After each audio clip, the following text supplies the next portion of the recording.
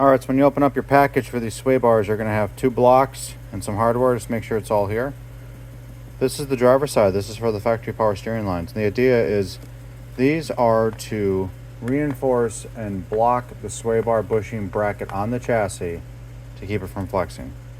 So let's get started. So on the passenger side, when you're done, it should be something like this. Your sway bar bracket will run through here. The factory bracket runs in here, and these actually will go between the frame and the sway bar bracket like this in the chassis.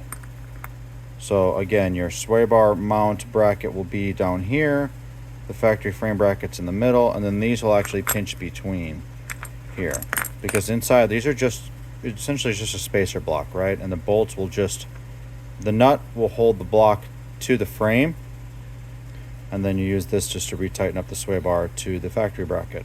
So let's go underneath the car. I'll show you how it works. Simple job, 12 13 millimeter wrench and some blue Loctite, and you'll be all set. Here we are on the passenger side. It's a very simple job, 12 millimeters to pull the bracket down. You thread them up, a little bit of blue Loctite. You can run the 13 millimeter bolts all the way up. Now here I'm going to be putting the nuts on top and then putting the spacer right in there, and it's very, very simple. What you do is you thread it up, and when you're done, it should look like this. You've got it pinched and captivated, and you're all set. It's the same on the driver's side. This is really a 10-minute job. How this works is the sway bar, when it rotates, it'll actually put pressure and push the block up against the frame.